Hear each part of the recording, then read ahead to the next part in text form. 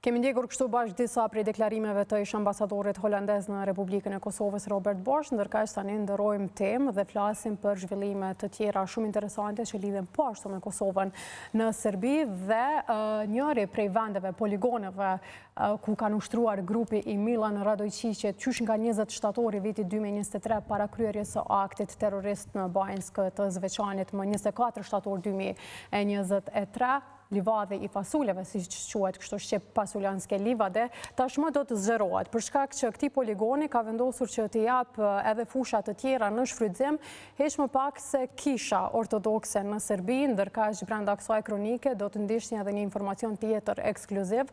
ku njëri prej antarëve të truprojave të Milan Radojqiqit e ka mbytur nënën e një zyrtari të lartë policor në Beograd, rast ky i cili është hequr deri tash nga gjitha autoritetet më të larta, përfshirë këtu edhe presidentin serb Aleksandar Vučić.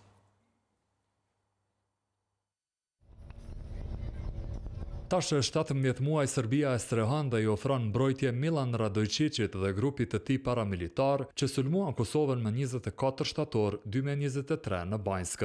Për aktin terrorist ku u vrar rreshteri policor Afrim Bunjaku, Prokuroria Speciale e Republikës Kosovare i ka ngre akt akuzë në mungesë grupit të udhëhequr nga vetë Radojqić, të cilin Beogradi refuzon ta ekstradojë në Kosovë. E duke qenë se jeton i lirë, ish nën kryetari i listës serbe, ka sigurim personal dhe lëvizme eskort nëpër Serbi. Shpesh e bën rrugën edhe drejt Kopaunikut, ku sipas informacioneve kalon shumë kohë. Në këtë relacion, derisa po lëvizte nga Brusi në Kopaunik, më 21 mars një makinë nga eskorta e kryeterroristit doli nga njëra korsi dhe goditi një makinë ku ishin 2 veta duke i lënduar rënd. Rasti që u raportua vetëm nga media siç është gazeta serbe Radar, u hesht krejt nga shteti dhe nga mediat pro-pushtetare. Kurse më 8 prill, po e njëjta gazetë raportoi se gruaja që ishte bashkë me bashortin e saj vdiq nga plagët dhe se ky çift u zbulua se janë prindrit e njërit prej njerëzve më të rëndësishëm të policisë së Beogradit, por pavarësisht kësaj, rasti është heshtur krejt. Por heshtje në raport me Radojqiqin nuk kanë disa diplomat të lartë ndërkombëtar që po vizitojnë Beogradin.